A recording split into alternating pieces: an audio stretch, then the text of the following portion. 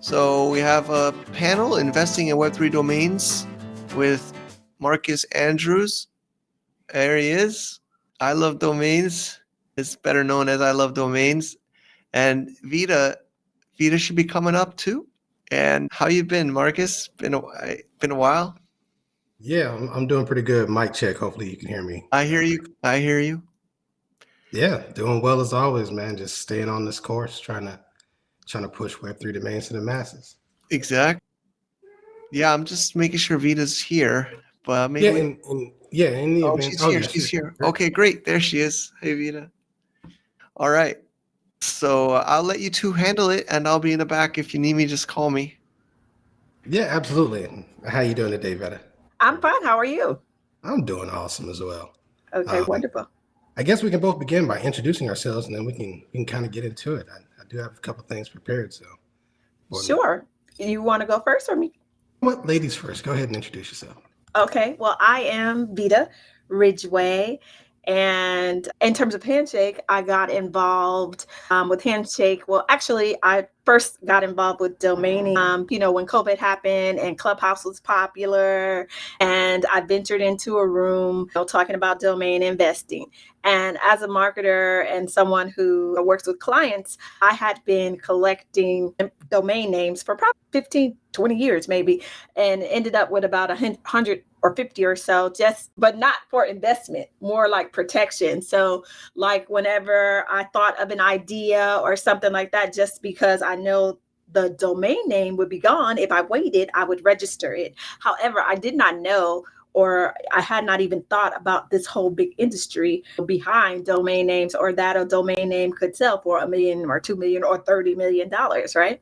And so then when I started to learn more about domains and domain investing, I went from owning like 150 that I had been holding for like 10 years or more to over maybe 1,500 at one point. I don't have that many anymore.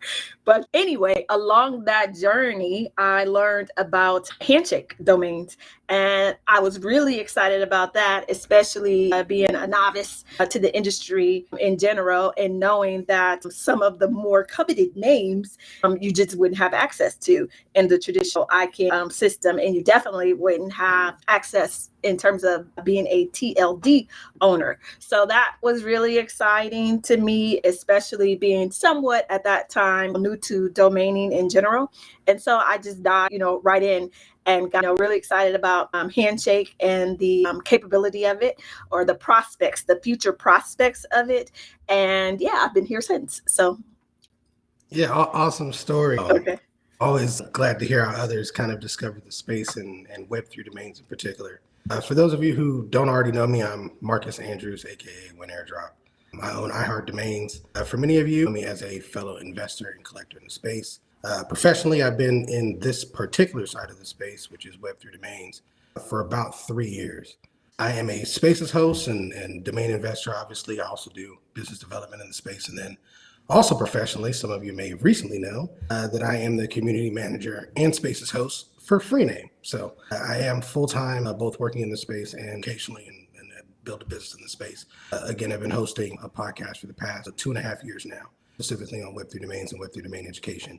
Many of the members of the Handshake community are actually directly responsible for me entering the space in this way. And actually, it's going to be part of the opportunity that I'm going to be talking about today, which is specifically Web3 TLDs. Most of us in the Handshake ecosystem are in the ecosystem from that level and are currently looking at that opportunity and trying to figure out how to profit from it. So Handshake introduced me to that side of the space. I've been in that side of the space since.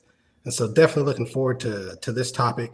Again, sometimes we kind of need a reminder of why we're here, or need kind of like a pep talk or kind of a little bit of coaching on how to profit from these things. Because a lot of us have bags of Web3 TLDs that we may not know what to do with. So definitely looking forward to getting into this conversation and talking about how to invest in Web3 domains.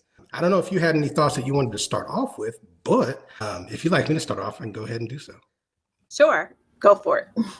Well, yeah, as I mentioned before, the opportunity that most that enter in the Handshake ecosystem will come face to face with, and the opportunity that I was introduced to is in the Web3 TLD side of the space.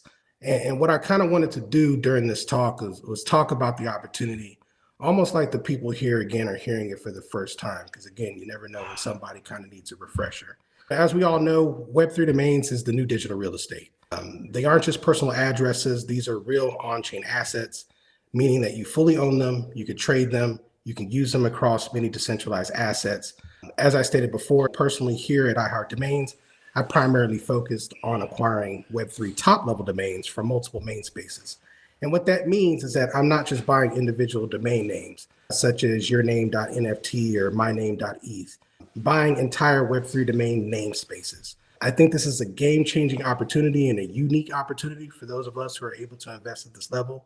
And so I hope that this talk illustrates that. A lot of us, again, when we see the current market and we see the money that's flowing in the market, the trading that's going into the market, it's primarily happening at the SLD level. Again, the yourname.nft, the whatever it is .eth. But I truly believe that the bigger play is and always has been Web3 TLDs. Again, gives you the opportunity to own and control an entire namespace, but it creates an income flow that doesn't exist with traditional domains, right? The only way you can make money from an SLD is either build on it and then you're monetizing what you've built, or sell it one-to-one to someone else who's able to see the same value that you're trying to get from it. However, with TLDs, you have an unlimited stream of income. You're able to sell what's personal and means something to someone else as a sub-asset on that asset, and you're able to even match that price to what you think that name is worth, whether it's premium or non-premium. For branding and for communities, one of the things that I talk about constantly on my spaces is that the power we haven't even realized as far as individual communities using these TLDs in order to personalize experiences, in order to identify members of the communities for rewards, things of that nature. But the power of TLDs, again, for what you can build with it extends far beyond just the individual monetary opportunity from selling one domain to another person. And then last but not least is we're in an emerging technology right now, and we all have and have taken advantage of the opportunity to invest in the space extremely early. We have no clue as to where it's going. The conversations that we've been having over the past couple of years about domains and about their utility and about what they'll do in the future, and those conversations are shifting. We've kind of gotten past a lot of those goalposts, and we're starting to see more of what's possible instead of doubting. And so being early now, especially those, again, who are sitting on bags of domains that are trying to figure out, what do I do with these? This might be the time to really start looking into that bag and looking at this opportunity, because a lot of the why has been starting to make sense or being made sense by a lot of people who are now starting to build and create partnerships with these TLDs. Hopefully that wasn't too long-winded, but love to hear your input on that.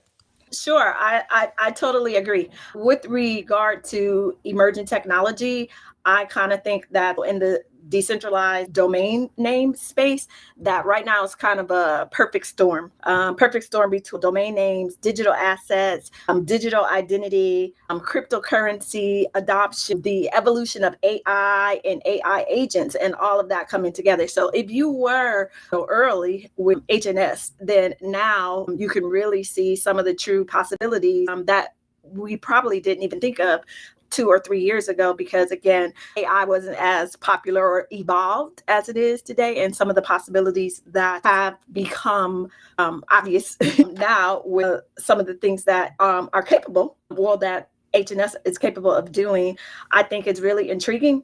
And even more so specifically with HNS, for me, it's like when you think of other, not to really talk about other protocols, but when you think of like ENS or whatever, for me, I kind of see ENS, I think it kind of got popular really with NFTs and the whole NFT boom. And I kind of see it more like the whole .eth after your name and all that as more like a flex or a vanity play to kind of like say, hey, I'm here in the space or whatever. I'm not a normie kind of thing or whatever. But I think that with HNS, and the reason why I went all in on that as opposed to ENS is because of the protocol and the capability of the protocol and the functionality and beyond what ENS has to offer. That's one thing. And then also, I think that in this current political climate, with everything happening and people really being more concerned about their data and having control over their data and personal information and wanting to have real free speech and be censorship resistant, I think that it's perfect for that as well. Yeah, absolutely. I agree with all that. One of the things I did want to say too, and I see all the questions, or should I say comments in the chat. I love it to death, bro. Ask as many questions as you guys want to. One of the things that I did want to talk about, since the subject matter is investing in domains, is probably the best advice that I could possibly give anybody, which is to be diversified. And that's something that I've said from the start. Since day one in this space, I've never taken sides. I've never been a maxi. I've never said that one protocol is better than the other, or the rest of them have to not exist in order for the other ones to be successful. When we're talking about purely investment strategy, right, which is the topic of this particular talk, it's not about decentralization. It's not about ethos. It's not about saving the world. It's about investing, meaning you're putting money into something and wanting to get a return from it. Being a maxi in this space or going all in on a protocol is probably the least productive thing you can do. And I think time has shown that, right? So all the spaces, and for instance, a couple of the questions here, a lot of it's talking about Unstoppable. But Unstoppable, for instance, right? Not necessarily a personal fan of Unstoppable. Do I have a bag there? Sure. Am I friends with them? No, I have no relationship with UD. But I can't also negate at the same time some of the things that they have done to progress the space, because they have done things to progress the space. They built relationships. They put money in places where some protocols don't even have any money. And they've gotten awareness for Web3 domains in places where some of us still have no presence. One day, what they've done is going to benefit you. The same thing with ENS. The only reason people are able to use and understand how Web3 domains even works, I mean, we all talk about it. It sounds good, but those actually work. And people are able to come into the space today, and in some protocols, even for free, with ENS subdomains from like base and stuff like that, people are able to come and use and get a head start on what these domains even do. And then that brings them into the rest of the space. People are not going to come into this space automatically knowing what decentralization is, automatically attach that ethos, and automatically trying to save the world.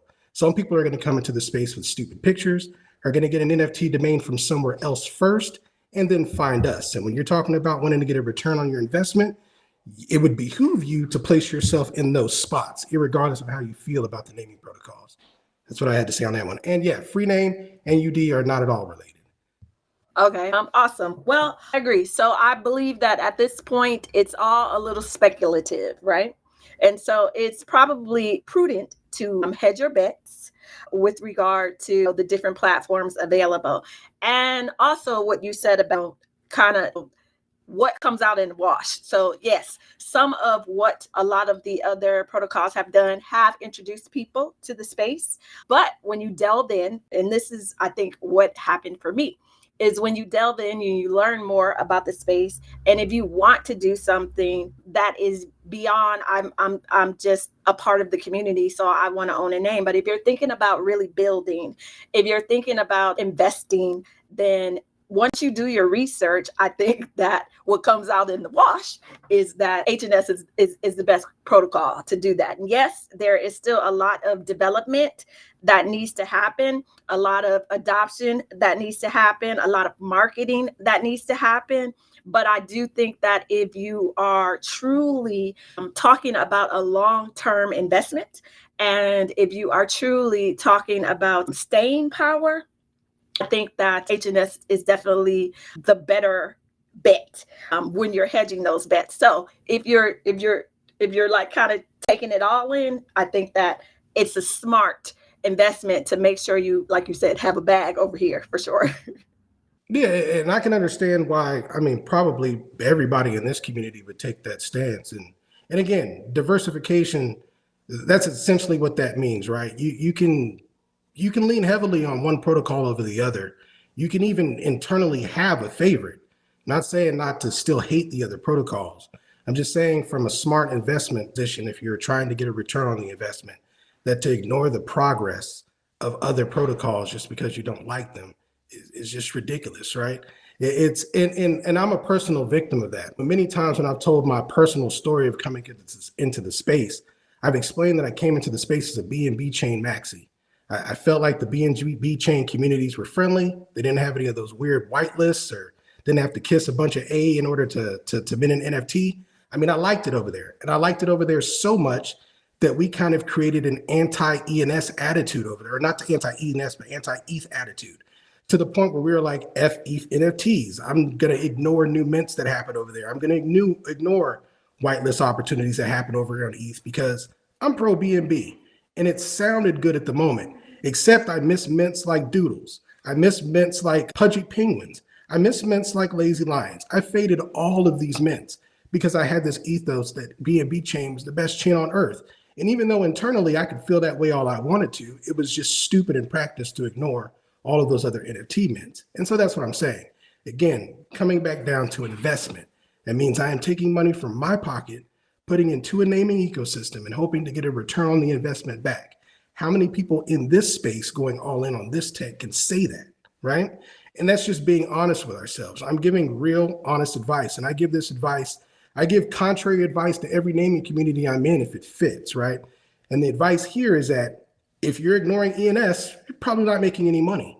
Even now, to an extent, if you're ignoring UD, even though they don't have much of a resale platform, you're probably not making money. On free name, I can show you I've made a whole bunch of money over that platform. So if you're ignoring that and you're wanting to build in the TLD space, you're probably not making money. And so if you're trying to change that, it is important to diversify regardless of your feelings.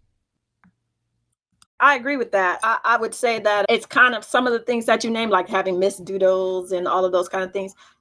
For that reason, yes. But I think that to a large degree, for me specifically, when comparing the protocols, it's kind of a difference in being a consumer or a producer.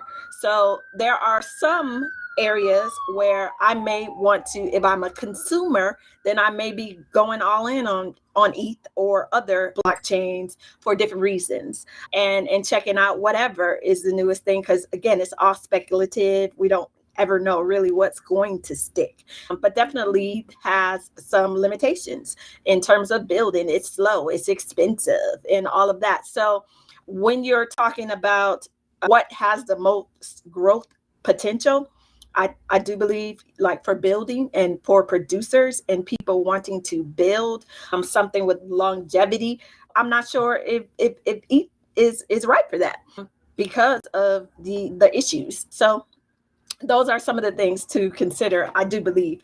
But yes, I think it's smart to know about everything going on in the space because again, it's still, although we've been here 5 years, at the same time, it's still very early, right? It's still all very new, not only for HNS, but for crypto in general. A large percentage of the world population doesn't own any crypto, doesn't have, what we're talking about right now is all Greek to them. So it's still very early. So we don't know really what is going to be the one thing that sticks. So it's good and prudent to kind of maybe, if you can, invest or at least learn about it all.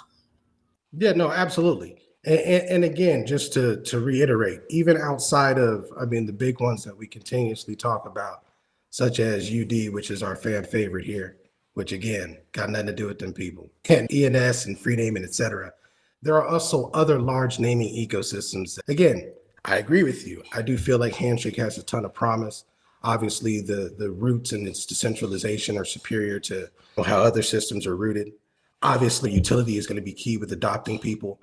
But I think, again, in the sake of diversification and looking outside the box, demonizing other ecosystems when they currently work and they have a use case, it's probably not a good path moving forward because there's other ecosystems out there that I think are also legit, like Space ID, right? Space ID is set up on a DAO, has a token, it's tokenized as well, integrated into a lot of different D apps, runs on BNB chain, actually is set up some of the naming systems for quite a few blockchains. There's some legitimate tech out there. There's legitimate tech supporting SaaS name service, not SaaS name service, but actually it's SNS, it is .sats or .btc.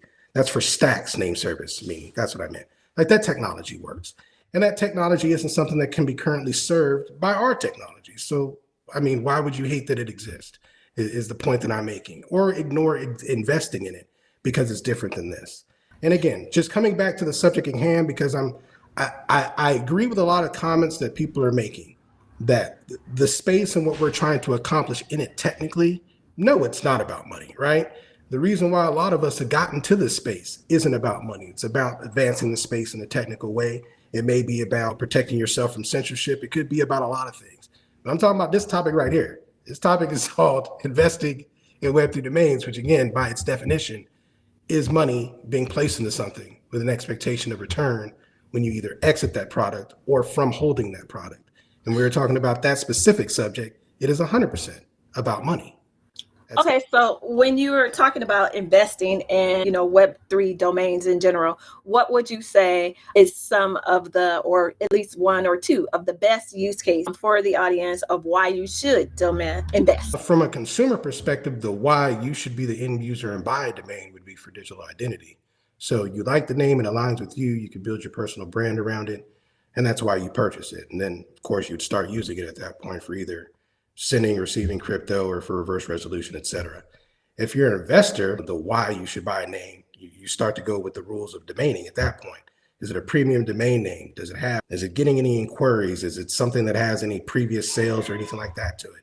You start looking at ecosystems that have more volume than others. I mean, right now, it is by far .eth, right? It's not even arguable. So if you're an investor coming to this space, even before I would tell you to buy a free name TLD, I'd probably go tell you to buy your name on .eth.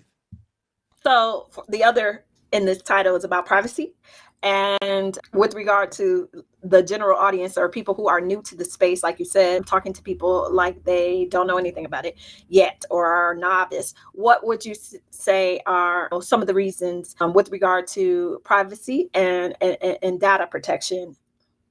Yeah, for the reasons why somebody should own a domain for privacy and data protection, or exactly that, right? So you have ownership not only of the name itself, but you have ownership of the data and records in it. Privacy, I wouldn't pitch so much because I'm not sure that blockchain at all is really private. The data isn't, what do you call it? It isn't adjustable, or you can't like mess with it or alter it, but it certainly isn't private. So I wouldn't pitch it from that perspective. But as far as like from a security perspective, as far as like, again, whatever you're connecting to it, however you're using it, whatever you're building with it, knowing that someone can't either censor or take it from you or edit or alter those records without your permission. I think that's a good base for people to build from, especially if you've had something crumble or being taken from you before. But yeah, I mean, I don't necessarily pitch privacy. It's not private at all. It's pretty wide open. Okay, cool. Well, Mike has a question about could a company that has built its own blockchain bridge over to their own blockchain with a Handshake TLD to avoid any issues that you're outlining with regard to privacy and have more control? Is that question to me? I guess it's to us or me. Yeah, that sounds like super technical. So I don't know. Sounds good though, right?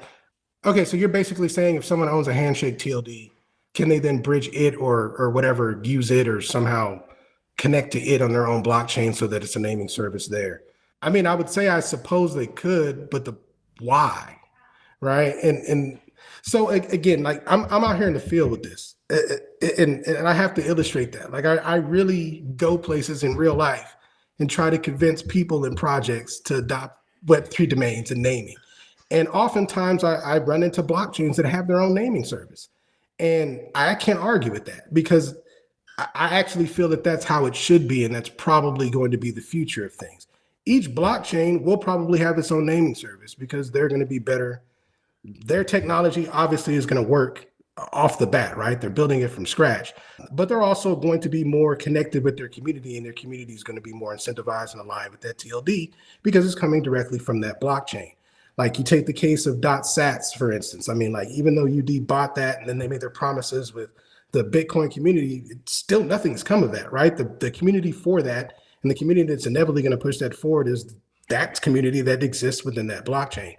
And so while it could happen, I would assume that the only people would buy it just so it wouldn't compete with them. Most of these blockchains are either building their own naming system themselves, or some of them are just partnering with like I said, Space ID or ENS or whatever. Okay, awesome. We partner with some too. Well, I think we're almost out of time, but maybe we can get one more question in. It looks like someone here asked how to invest or how much to invest. So it does look like we have some new people joining and wanting to learn about the space, and maybe we could answer that question. And it looks like Mike is coming back in. Yeah, answer that one, and then we'll go to the next session. I'm gonna give the standard answer: never afford anything, never invest anything you can't afford to lose. If it's the how much you should invest. Yeah, I mean, you can buy domain names for as little as what, 10 cents or $5 to up to, hundreds of thousands of dollars, depending on your level of comfortability and what you think you can get a return from it. But yeah, I would Right. never invest more than I could afford to lose. Okay, well, I will also add that again, because HNS is still so new and evolving, that it's a great opportunity to invest because it does not take much to invest. You just have to learn a little bit about how it works with regard to the auctions and how to acquire a domain. But like he said, you can really start to invest for as little as a couple of cents to someone earlier talked about having sold a domain for 1 million HSN, which amounted to about 30 grand. So at the time. So basically, you just really have to learn how to open an auction. And the great thing about HNS for the new folks is that you can open an auction. Anybody can open an auction for any name that you want, but then other people do have the ability to bid on it. So you do have to be diligent about making sure that you are the one who ends up with that name and have enough HNS so that you can outbid the next person if you really want that name. So hopefully that answers your question and you'll check it out. All right. Thank you so much. Thank you. This was fun. Yeah, there's definitely, it's cool to see some new people.